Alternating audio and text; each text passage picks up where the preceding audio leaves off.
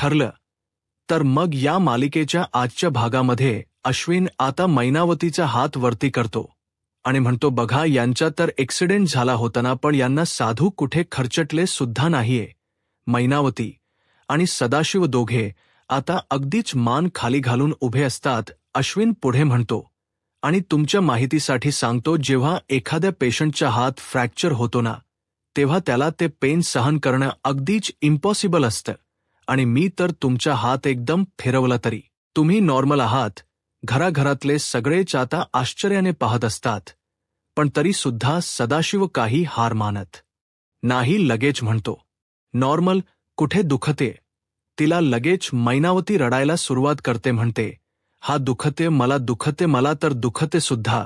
आणि हाताचे तुकडे होतील की काय असं पण वाटते. मग आता प्रिया लगेचच म्हणते, हो का काकू, खूप दुखते का नाही? पण ज्यांनी तुमच्या हातावर उपचार केले त्या डॉक्टरांना तर असं वाटत नव्हतं. सदाशिव लगेच विचारायला लागतो, कोण डॉक्टर? प्रिया चिडूनच म्हणते, काका माझा नवरा नाव डॉक्टर आहे, खूप हॉस्पिटल सोबत कनेक्टेड, त्यामुळे तुमची जी काही नाटक आहेत ना ते त्याच्यापर्यंत पोहोचतील हे तुम्हाला कळायला हवं होतं. आता मात्र अर्जुन, सायली, प्रताप, कल्पना, अस्मिता कोणालाच काही कळत नसतं. अर्जुन आता डायरेक्टच अश्विनला विचारतो, कसलं नाटक अश्विन, नक्की हे काय चाललंय? मग अश्विन काही बोलणार त्याआधी सदाशिव म्हणायला लागतो, नाही नाही, काही नाही जावई बापू, काही नाही, कसले नाटक नाही. अश्विन आता त्यांना थांबवतो आणि म्हणतो, एक मिनिट, दादाने मला प्रश्न विचारला ना, मग मलाच उत्तर देऊ द्या. असं म्हणून आता अश्विन खिशातून फोन बाहेर काढतो आणि मग अश्विन ज्यांनी मैनावतीच्या हाताला प्लास्टर केलेलं असत ते डॉक्टर केदारना फोन करतो आणि म्हणतो, डॉक्टर केदार, आत्ता माझा फोन स्पीकरवर आहे आणि माझे सगळे फॅमिली मेंबर्स तुमचा आवाज ऐकतात. सो तुम्ही मला मगाशी जे काही सांगितलं ते परत एकदा सांगाल का? आता मात्र सदाशिव चांगलाच अडकतो. आता तिकडून तो डॉक्टर केदार म्हणतो, सर सॉरी सर, मला खरंच वाटलं होतं ही सगळी मस्करी चालली माझ्या इंटर्नशिपवर, या सगळ्याचा परिणाम नाही ना होणार सर, सॉरी सर. त्यावर आता अश्विन डॉक्टरला म्हणतो, ते आपण सगळं नंतर बोलूया, आता जे काही घडले ना ते आपण बोलूया का प्लीज? मग आता तो डॉक्टर पोपटासारखा बोलायला लागतो. तो म्हणतो, सदाशिव लोखंडे आणि त्यांची वाईफ माझ्याकडे आले आणि ते म्हणाले, आमच्या बायकोच्या हाताला प्लास्टर करून हवे, पण त्यांना काहीच झालं नव्हतं. आता मात्र प्रियाला खूपच आनंद झालेला असतो, तर बाकीच्यांना चांगला शॉक बसलेला असतो. आता तो डॉक्टर केदार म्हणतो, मी त्यांना सांगितलं फ्रॅक्चर नसेल तर तुम्हाला प्लास्टर नाही करता येणार. तर ते मला म्हणाले की हा एका मित्रावरचा प्रकार आहे आणि मग मला पैसे ऑफर केले म्हणून मी त्यांना खोट प्लास्टर करून दिलं. आता मात्र अर्जुन आणि सायली दोघांनाही प्रचंड राग आलेला असतो. अर्जुन तर रागाने लालबुंद झालेला असतो. आता अश्विन डॉक्टर केदारला म्हणतो, थँक यू डॉक्टर केदार. आता फोन ठेवल्यावर लगेच सदाशिव नाटक सुरू करतो आणि रडतच म्हणतो, अहो जावई बापू, हे असं कोणीतरी काहीतरी बोलते, ह्याच्यावर आपण विश्वास ठेवायचा का? आता अश्विन चिडतो आणि म्हणतो, एक मिनिट, हे सगळं ऐकवं नाहीये, कारण मी स्वतः तुम्हाला डॉक्टर केदार यांच्याशी पैशावरून वाद घालताना बघितले. समजलं? प्रियाला फार आनंद झालेला असतो. आता सायली लगेचच सदाशिव आणि मैनावतीला विचारते, अगाई, तुम्ही असं का केलंत? बाबा, तुम्ही तरी सांगा की असं का केलंत तुम्ही? त्यावरती लगेचच अर्जुन म्हणतो, हे बघा, जे काही कारण असेल ना ते आता तरी खरं सांगा. पुन्हा एकदा मैनावती आता ड्रामा सुरू करते आणि रडतच म्हणते, सायली, काय सांगू तुला आमच्या कर्माची कहाणी. आम्हाला पैशाची गरज होती आणि म्हणून आम्ही सगळं हे केलं. तेव्हा आता सदाशिव पण लगेचच रडत रडत म्हणतो, तरी मी हिला बोलत होतो, खोटेपणा नको करूया, पण आमच्या नाईलाज झाला हो जावई बापू. तो रडतच म्हणतो, माझ्या सोनालीच्या कर्जापायी. आता कल्प आश्चर्याने विचारते, सोनाली? सदाशिव म्हणतो, अहो सायलीची 2 नंबरची बहीण माझ्या बाकी पोरींच्या नशिबात लग्नात सुखच नाही हो. आमच्या सोनालीने घरासाठी कर्ज घेतलं होतं. आम्ही त्यासाठीच तिच्या पेपरवरती सह्या केल्या, पण आता सोनाली ते कर्ज फेडूनही शकली आणि त्या पैशासाठीच तो गुंडा आम्हाला धमक्या देत होता. लगेच सदाशिवच्या सुरात सूर मिसळत मैनावती म्हणते, त्या दिवशी तर दुकानात आले होते आणि आम्हाला म्हणाले, तुमचे दुकान आहे ना, आम्ही जाळून टाकू. आणि पुन्हा रडतच म्हणते, काय करायचं आम्ही अशा वेळेला, कुठून उभे करायचे पैसे, तुम्हीच सांगा बरं आम्हाला. सायलीला लगेच या दोघांच पट्ट. तिला वाईट वाटायला लागतं. आता प्रताप काळजीनेच म्हणतो, अहो पण हे सगळं तुम्ही आमच्या सोबत बोलायचं ना, काहीतरी सोय केली असती. आता सदाशिव लगेचच म्हणतो, नाही नाही, तुमच्याकडून पैसे असला भयंकर विचार आमच्या मनात पण यायचा नाही. आणि मैनावतीला म्हणतो, काय आता. मैनावती म्हणते, तुम्ही सगळे एवढं प्रेमाने आणि आपुलकीने आमचं सगळं करताय, मग आम्ही कुठल्या तोंडाने तुमच्याकडे पैसे मागायचे आणि म्हणायचं की आम्हाला पैसे द्या म्हणून. त्यापेक्षा आम्ही जमिनीतच गाडलो गेलो तरी चालेल, पण जाव्यापुढे हात पसरायला नको. आणि म्हणूनच आम्ही असं म्हणून आता दोघेही रडायला लागतात. आता मात्र अर्जुन आणि सायली सगळ्यांनाच एक खरं वाटतं, सगळ्यांनाच खूप वाईट वाटायला लागतं. प्रियाने बरोबर ओळखलेलं असतं की हा सगळा ड्रामा चालू आहे. अस्मिताला पण वाईट वाटत. अस्मिता लगेचच म्हणते, थेट पैसे मागायचे नाहीत म्हणून तुम्ही ॲक्सिडेंट कारण वापरलत आणि अर्जुनने जे हातासाठी पैसे दिले ते तुम्ही कर्ज फेडायला वापरलेत. सदाशिव अगदीच गयाव्या करत म्हणतो, खरं सांगतो आमच्याकडे दुसरा मार्ग नव्हता हो. सायली मात्र आता चिडते आणि म्हणते, बाबा तुमचा मार्ग योग्य नव्हता. काय गरज होती तुम्हाला असं करायची कल्पना. आता लगेचच तिला शांत करत म्हणते सायली आणि मैनावतीला आणि सदाशिवला म्हणते, हे बघा, जे झालं ते झालं, पण तुम्ही आता पुढे कल्पना काही बोलणार त्याआधीच प्रिया लगेच म्हणते, एक मिनिट आई, झालं ते झालं. माझ्याकडून जर छोटीशी चूक झाली तर मला मरेपर्यंत फाशीची शिक्षा सुनावली जाते. मग हिच्या आईने तर खोटा ॲक्सिडेंट तयार केला, खोट प्लास्टर केलं, त्यासाठी तुमच्याकडून पैसे उकळले, इतक्या थापा मारल्या तरी सुद्धा झालं ते झालं. आता लगेचच अर्जुन तिला म्हणतो, तन्वी तुला मध्ये पडायची काहीच गरज नाही. लगेच अश्विन प्रति उत्तर करतो, अशी कशी गरज नाही, अशी कशी गरज नाही, माझी बायको तर बोलणार. तुम्ही सगळे सुभेदार स्वतःला खूप न्याय समजताना मग आता करा न्याय. तन्वी एक खोट बोलली म्हणून तुम्ही लगेच तिला घराच्या बाहेर काढलं, मग आता या दोघांच्या गुन्ह्यासाठी तुम्ही त्यांना काय शिक्षा देणार आत बोला. तेव्हा मग आता प्रताप म्हणतो, अश्विन तू कुठलाही संबंध कुठेही जोडू नकोस. प्रिया लगेच प्रतिउत्तर करत म्हणते, बाबा तू चुकीच बोलत नाहीये. या उप्या माणसांना सुद्धा ती शिक्षा व्हायला हवी जी या घरातल्या सोनेला झाली होती. माझा हात धरून मला फरफटत बाहेर काढलं होतं ना, मग आता ही मैनावती आणि तिच्या या नव्याला मी हात धरून फरफटत बाहेर काढणार. तेव्हा आता सायली प्रियाला म्हणते, अग प्रिया तू काय बोलतीयस. अर्जुन भडकतो आणि म्हणतो, अश्विन तुझ्या बायकोला सांग, ते सायलीचे आई वडील आहेत आणि त्यांच्याविषयी असं बोलायचं नाही. प्रिया आता चांगली चवताळते आणि म्हणते, मी कुणाचंही ऐकणार नाहीये. आणि पटकन मैनावतीचा हात धरते आणि तिला खेचतच घराच्या बाहेर नेत म्हणते, फ्रॉड माणसांची नाटक सुरू आहेत. पैशासाठी सगळं चाललं आहे. आता घराघरातले सगळेच तिच्या मागे मागे पळत असतात आणि तिला थांब थांब म्हणून विनवणी करत असतात, पण प्रिया मात्र काहीच ऐकत नसते. ती सरळ मैनावतीला खेचत खेचत दरवाजापर्यंत घेऊन येते आणि ओरडूनच म्हणते, जशी मुलगी तसेच आईबाप चालते व्हा, असं म्हणून डायरेक्ट मैनावतीला घराच्या बाहेर ढकलून देते.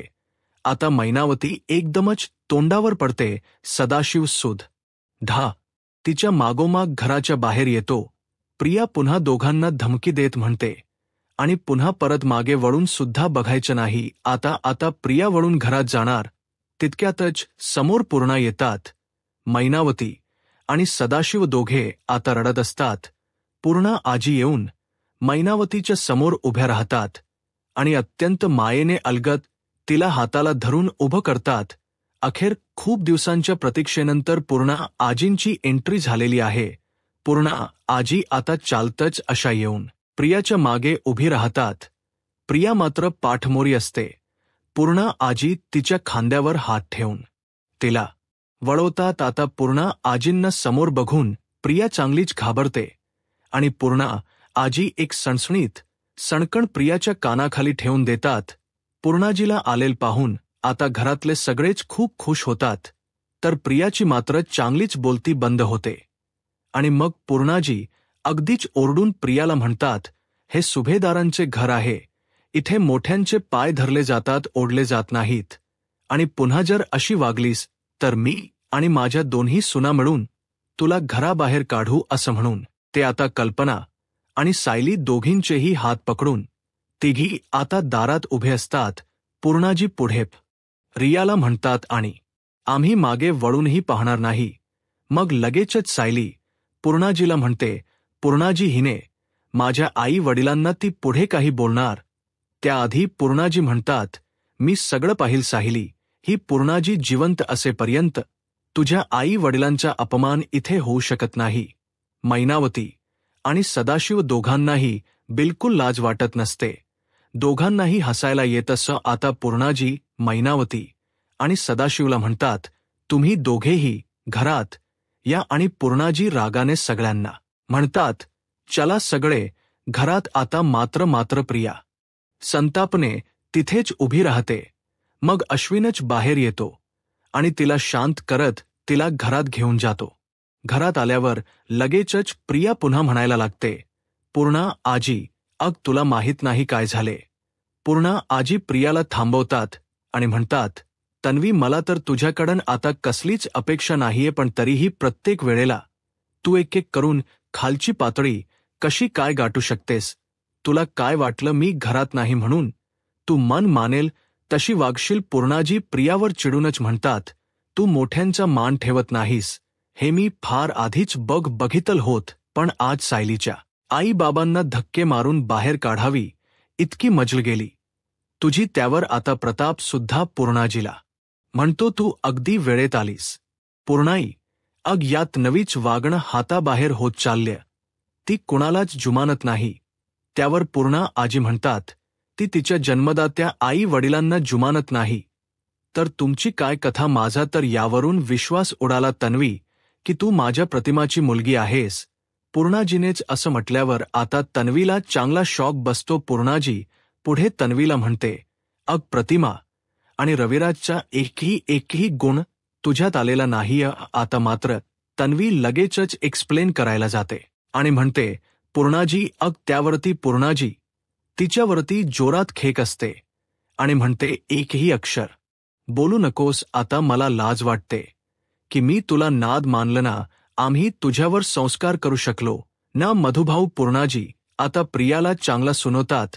तिला म्हणतात, तुला ना नात्याचा मान राखता येतो ना, तुला मोठ्यांची किंमत करता येते. रविराज आणि प्रतिमाच्या रक्ताला लाज आणलीस. तू सुभेदार आणि किल्लेदारांच्या नावाला कलंक. तुझं सुदैव आणि आमचं दुर्दैव म्हणून आमच्या नातू तुझ्यावर वेड्यासारखा प्रेम करतो आणि या आंधळ्या प्रेमामुळेच तू या घरामध्ये आज नातसून म्हणून मिरवतेस. आमच्याच घरात आमच्याच पाहुण्यांचा अपमान करून आमच्या स्वयमाची परीक्षा पाहून नकोस तन्वी. पूर्णाजीने आल्या आल्या चांगलंच प्रियाला फैलावर घेतलेलं असतं. त्या म्हणतात, यापुढे प्रत्येक शब्द बोलताना ना विचार कर की कल्पना आणि सायली तुझ्या जागी असत्या तर त्या कशा बोलल्या असत्या. प्रत्येक कृती करताना विचार कर की कल्पना आणि सायली या दोघींनी हे कसं केलं असतं, कारण तरच तुझी या घरात डाळ शिजेल. नाहीतर तो दिवस दूर नाही की मी आणि माझ्या सुना तुला हात धरून घराच्या बाहेर काढू. पूर्णाजी पुढे तन्वीला म्हणतात, आणि आम्ही मागे वळूनही पाहणार नाही. आणि त्या दिवशी आम्ही अश्विनचा सुद्धा विचार करणार नाही. अश्विन सुद्धा आता पूर्णाजीच्या समोर काहीच बोलू शकत नाही. आता प्रिया पुन्हा सुरू होते, म्हणजे शेवटी सायलीचा आदर्श. तिचे आई वडील खोट बोलतात, तुमच्याकडून पैसे उकळतात. तिच्या वागण्यातून आता मी धडे घ्यायचेत. मग आता लगेचच अश्विन म्हणतो, आता तू तरी अशी वागू नकोस आजी प्लीज. जे खोटेपणा करतात त्यांच्याकडून आता तन्वीने धडे घ्यायचेत का तू परत त्यांना घरात का घेतलंस. पूर्णाजी मात्र अश्विनला काहीच उत्तर देत नाहीत. त्या फक्त त्याच्याकडे पाहतात. आता घरातले सगळेच तन्वीच्या या वागण्याने वैतागलेले असतात. तरी आता प्रिया पुढे म्हणते, जाऊ द्या अश्विन, या घरात आपल्याला कधी न्याय मिळेल असं वाटत नाही. आता पूर्णाजी चिडतात आणि म्हणतात, न्याय अन्यायाच्या गोष्टी तुझ्या तोंडी शोभत नाहीत. तन्वी, तुझे पाय कोणत्या चिखलात रुतलेत ना ते आधी तू बघ. जी मुलगी कोर्टात सतत 2 वर्ष खोट बोलते, स्वतःच्याच मांसपित्याला न केलेल्या खुनाच्या गुन्ह्यात अडकवते, शिखरे सारख्या गुन्हेगाराला साथ देते, स्वतःच्या नंडेच्या बाळाच्या जीवावर उठते. आता एक एक करून पूर्णा आजी प्रियाच्या पापांचा पाढाच वाचायला सुरुवात करतात. त्यापुढे प्रियाला म्हणतात, सायलीच नाक कापण्यासाठी घरातला दागिना चोरते, स्वतःच्या आईला मुद्दामून चुकीची औषध देते, आगीला घाबरणाया आपल्याच आईच्या समोर स्वतःला मुद्दामहून आग पेटवण्याच्या धमक्या देऊन घरामध्ये प्रवेश मिळवते. अशा मुलीने या अन्नपूर्णा सुभेदारला न्याय शिकव होऊ नये. आता मात्र अश्विन आणि प्रियाची चांगलीच बोलती पूर्णाजींनी बंद केलेली असते. दोघेही एकदम मान खाली घालून चुपचाप पूर्णाजीच बोलणं ऐकत असतात. पूर्णा आजी काय इतक्यात थांबत नाही. त्या म्हणतात, आता एक काम कर, स्वतःच्या खोलीत जा आणि शांतपणे विचार कर की तुझं वागणं कुठे चुकतेय. आणि एकदम धमकीच्या सुरात म्हणतात, आणि यापुढे या घरात वागताना ना वावरताना ना नजर खाली ठेवायची, कारण यापुढे या घरात आता मी आलेली आहे. पूर्णाजीनी प्रियाजी आता चांगली जिरवलेली असते. घरातले सगळेच आता प्रियाकडे एकदम एकटक पाहत असतात. प्रिया काहीच बोलू शकत नसते. अश्विन सुद्धा चुप्प होतो. आता पूर्णा आजी तिला चांगल्याच सुनवत म्हणतात, चल रूममध्ये.